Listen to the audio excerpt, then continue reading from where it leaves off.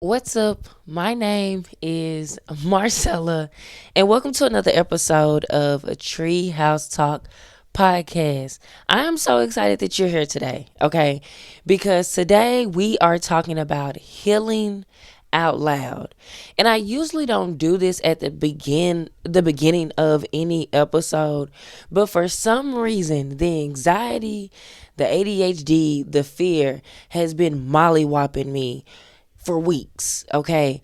And I want to pray first to clear my emotions out. I have did so many takes on this episode. I have stopped record, computer died, camera dying. Everything has just been going wrong. So I just want to take a moment to stop because I'm not stopping this camera anymore. Okay.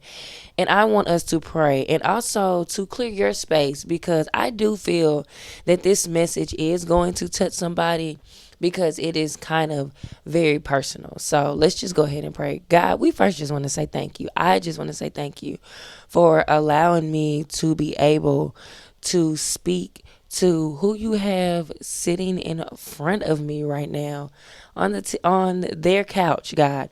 I need you to clear my anxiety. I need you to clear my fear. I need you to take away whatever it is that I'm feeling like I'm going to be embarrassed about again. I need you to do that for me in this space. Because right now, this message is not even about me. It's about encouraging the person that has took out the time to sit and listen to me yap, a certified yapper. So, God, please come into this room, into my space, into their space, and allow them to feel ease. Allow me to feel ease, God, and allow your spirit to flow. We love you. We adore you. And we just thank you for being God. I thank you for being God. I thank you for allowing me to be able to share the message that I'm about to share. And God, do your big one on this one, okay? Love you, Big G. All right, now that that's over, I'm comfortable. I feel like I'm me again because I have not been on the podcast for a while because of this. I have been calling myself healing behind closed doors. And the other day I was on Facebook and I was just scrolling and something was like, "Girl, heal out loud. Why are you so afraid to heal out loud?"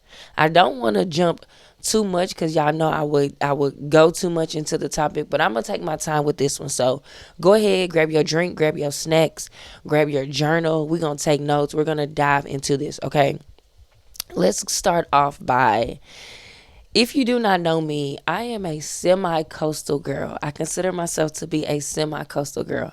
I was born in the West, San Diego, stand up, Big 619, and I was raised in the South, Nashville, please stand up, 615, okay? And a couple of months ago, back in November, I made a huge faith move to relocate back to my hometown. I had one job that I was at, and it gave me the ability to be able to go back to my hometown and try to figure out life. I love film. I love media. I love production. I love storytelling. I love directing. I love creating scenes. I just love creating. And I wanted to really try to figure that out. And also, being a person that was only born in the West and never raised in the West, I've always wanted to see what that life was like. That was one of my biggest prayers. So I ended up making a faith move back in November 11th. I flew out to San Diego and I stayed with a family member. And I was like, you know what? I'm going to try to pursue, I'm going to push this dream and figure this out. We're not going to struggle. We're going to figure this thing out and things are going to fall through. I had plans here back in Nashville that I had set with my brother. And yeah, we're going to jump into that, but not too soon. I had plans with the apartment that I had here, with my vehicle, everything, put it into the trust of people, of someone that I thought we were locked in, best friends. And so I ended up going to San Diego and I came back 40 days later. It's given 40 days and 40 nights. I came back and it did not go the way that I thought it was going to go. Shattered, dreams, crushed, depression hit at the lowest level you can think of. I came back to Nashville December 22nd. It was 3 days before Christmas. And my car was wrecked. My apartment had not been paid for. And I was up for eviction. This was not what I thought I had planned, to happen.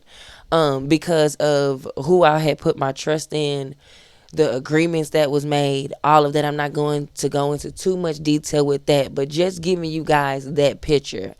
And so from December 22nd until probably 4 days ago, I finally came out of a huge depression, and I called myself trying to heal in private because I grew up, I'm a preacher's kid. I know a lot of people know that. I'm a preacher's kid. Keep all your stereotypes to yourself, okay? Because 9 times out of 10 they're probably true, okay? But we're not going to let ADHD take me down there. But growing up, it was this thing of like kind of pride, right? Don't show what we're going through. You heal behind closed doors. And lately I have been really double minded about that because it makes me re-question faith. And a lot of times, like I said, we don't heal out loud because of trauma responses or because of that's just how we were raised, and pride and all these things of this nature.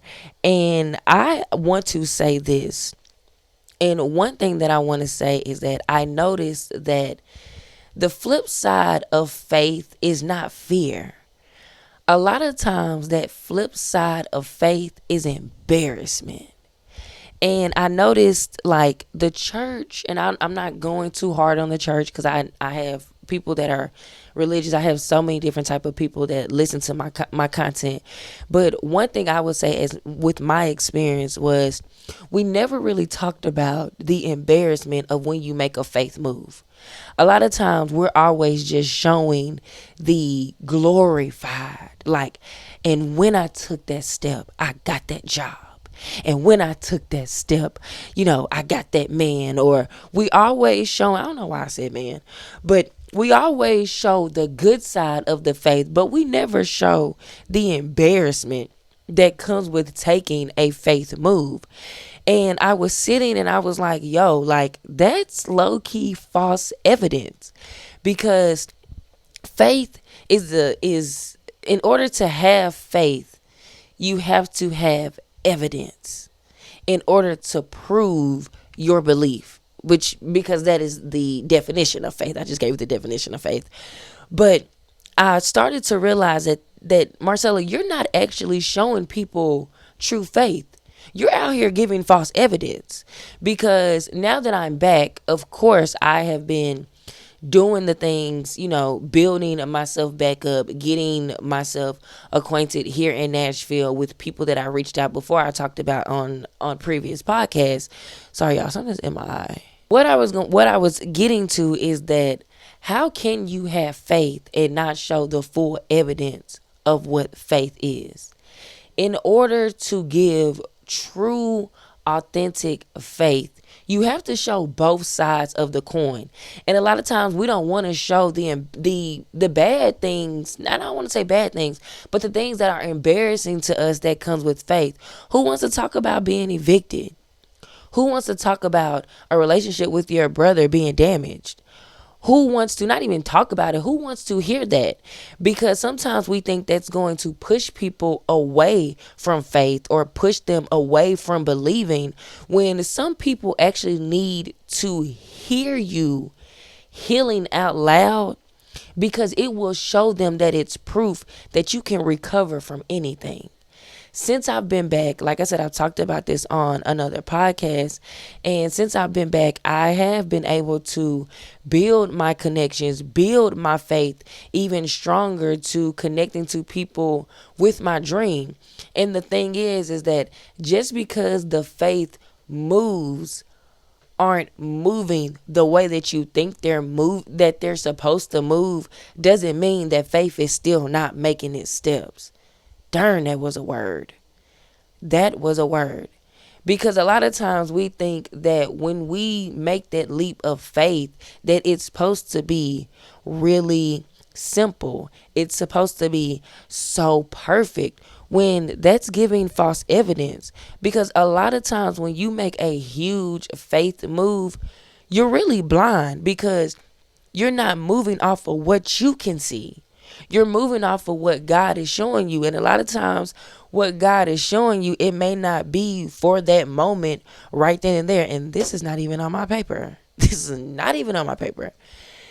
And we can sometimes jump ahead of the plan and then get discouraged because we think it's not working out the way that it's supposed to work out, when the first step that you made was faith. And now you just have to keep walking in it, right? So I'm saying all that to say this: show all evidence of your faith move.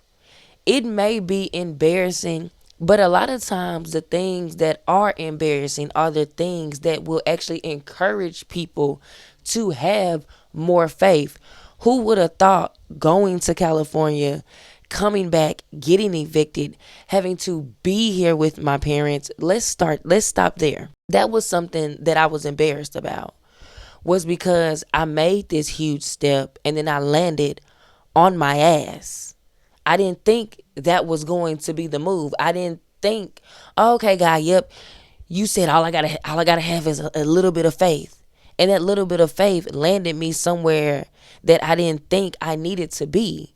And I remember coming back from California, and I was dating this guy at the time, and I remember him verbally really causing me to lose my faith.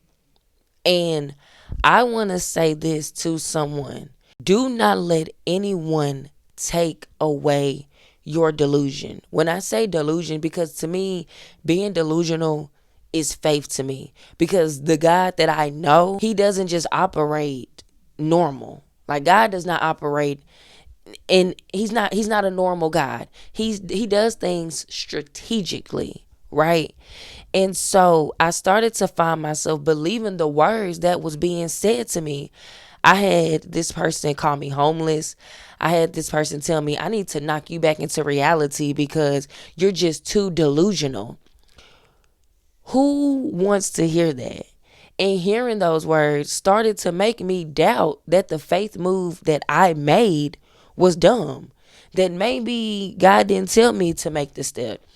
Maybe I am homeless. Maybe I am unstable. And I started to listen to those things and actually get in that mindset. And I started to lose my faith for a minute. And one thing that started to pull me out was because we have this idea of like home being four walls. And home is really a feeling. Me going to California, I've never felt so at home with my parents, that I've a feeling that I can't even explain to people. I can talk about it now and not get emotional, but I remember having to explain it to my aunt when she came down here, and everybody was like, I mean, you just acting like California's this thing. I said, nobody understands that if something was to happen to either one of my parents, I could go back home, which is my hometown, San Diego, and feel the presence of them. And sometimes we just get this whole being back at home misconstrued like it's a bad thing, when sometimes you have to come back home, whatever home is. Whatever that is. If it's having to go live back with your parents, society makes it like it's this bad thing, when sometimes you have to go back because it may be something that you missed and needed to relearn. Since I've been home, your girl cooks like all the time and loves it. My relationship with my dad is so cool. I'm trying to learn how to stop cussing. it is so dope learning things about myself that I may have missed as a teenager because I was so rebellious and I was this spoiled child. I wanted things to go my way. It was lessons that I missed. And sometimes we think that coming home, and to others, it looks like you're homeless. But technically, I was homeless in the spirit realm because I want to make sure, even raising a kid, that he feels at home. And I was making a joke the other day, but I was like, when I think of sister, they used to always say, go home, Roger. Why didn't Roger never want to go home? Probably because his home didn't feel like a home. So even hearing the comments of you homeless and you delusional and your content ain't gonna be this and your content ain't gonna be that, I just want to say to that person, when my faith moves start making moves, please move out of my way. And I'm not even saying that disrespectfully. I'm saying that because there was a time you didn't think this would happen. And not even doing the things to prove a point, because sometimes you got to prove that point for yourself. And sometimes if you have to use the ammo of the words that people have said to you to build yourself back up, that is perfectly fine, because to then you're going to start to understand that that ammo is actually building up your faith in ways that you need it. So honestly, I thank you for those comments. I thank you for calling me homeless. I do. Because I'm not homeless anymore in the spirit. And I'll never be homeless. Because I serve and believe in a God that I know his characteristics and he supplies all my needs. Not some, but all. Okay. And I want to encourage you on today to heal out loud. Heal out loud. Stop being ashamed. Stop being embarrassed of what you've been through, because there's someone sitting beside you, in front of you, at the bus stop, in the mall, in the Chick-fil-A line, anywhere, that is needing to hear what you've been through to know that it's possible.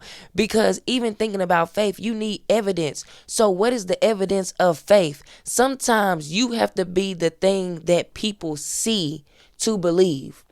You got to be the one to go through it. And I ain't saying you got to have this struggle story, but sometimes you have to be the one to allow people to know it's possible. It's possible to live in San Diego. It's possible to come back home and start your career. It's possible. It's possible to recover from an eviction. It's possible to heal a relationship with your father. It's possible to build yourself up as a person. It's possible. And you sitting down, and I'm saying you, but I'm also speaking to myself, me sitting down and hiding and being ashamed of the things that I went through and still continuing to push myself through is hindering somebody else's healing. You too afraid to open up your mouth, and somebody else is suffering because you too afraid to tell your story. How can you preach faith and you're giving false evidence, not showing the complete story? So stop being embarrassed, Marcella. And you stop being embarrassed, whatever it is that you went through. Because a lot of times when you get over the embarrassment, that's when actually I've seen God, the universe, whatever it is that you call him, because it's kind of all the same. When you get over and put a name to what you're feeling, no one else can make you feel ashamed. No one else can make you be embarrassed. No one else can make you feel any type of way, because you've put a name to it and you've called it out. It's like a bully, right? When you stand up to a bully and a bully is talking about, I had crooked teeth. I mean, I still got crooked teeth and a lazy eye and all that. And I was picked on. But when I became comfortable in who I was, okay, I got a lazy eye. And okay, I was evicted. And okay. And now what? That's how you have to be to stand up to whatever it is. Even if you're having to stand up to yourself, call it out. Call out how you feel. Write down how you feel. And you will feel so much better because you've exposed, my mama says this all the time, and it's the preacher's kid in me. You've exposed the enemy. You have exposed the op. You have exposed whatever it is that was trying to make you feel bad about your situation. And once something is exposed, you can move forward and things will start flowing. Because also, on another flip side of the coin, I started to feel that me being embarrassed of my situation started to feel like I was embarrassed of God and ashamed to like tell people that I went through this because it would make them not want to believe. Talk to God like he's your friend, and God talks to you in your own language. I can see a conversation with me and God now. So I allowed you to go to San Diego, you came back to Nashville, and you acting like I ain't do nothing for you. So you ain't gonna tell the whole story. You ain't gonna talk about me because you embarrassed to me. Just stop being embarrassed, okay? Stop and talk about whatever it is that you need to talk about. And honestly, I wrote notes because I was wanting to stay kind of like on topic, but I actually have went through everything on this paper.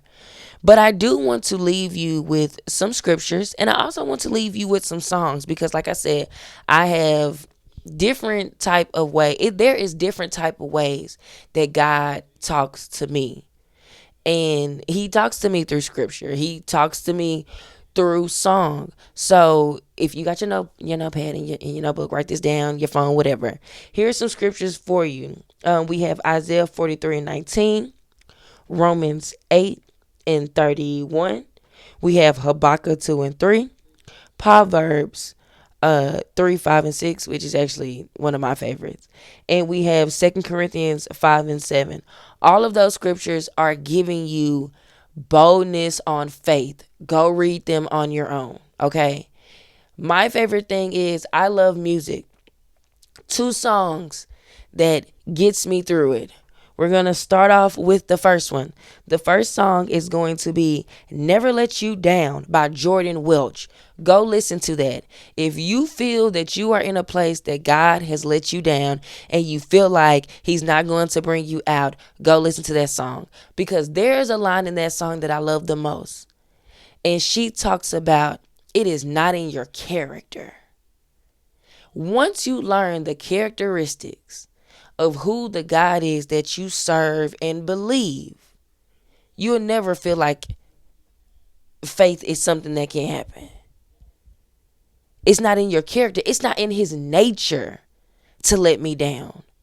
That's what you have to do to speak to those things, right? Go listen to that song.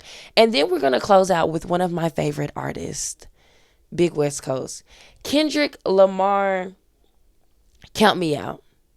If you need something to lift up your spirits, go listen to Count Me Out. We may not know which way to go in this dark road. Listen, I love when people count me out. I love when people say that it's not going to happen. Because not only does that allow me to sit back and be quiet, not being quiet in a way of just dealing with it and being depressed, but shutting my mouth and watching Big G take care of me. I love when you count me out. I love when you count me out. That is, my mama says all the time, talk to God like he's your friend, and God talks to you like he's your friend. That's what I hear. Don't even worry about, they gonna count you out. I love when you count me out. I love when you think it ain't gonna happen. I love it. I love it. I love it. Because then that's when my big twin, as the younger generation say, twin gonna show up for me. God's going to show up for me every time. Every time. And I also want to say this. A lot of times when people are throwing out how they feel about your situation, those are actually people that don't even have not even a mustard seed of faith. Not even a little sprinkle of salt type of faith. And sometimes people admire your faith so much, they wish they could move like you. So keep moving in your faith. Sometimes you need to step away far from those people, but don't let anyone, and I'm going to say this again, the worst thing you can do is let somebody take the delulu out of you. Ooh, that was a bar. Bar, bar, bar. And I'm going to say it again. The worst thing you can do is let someone take the delulu out of you.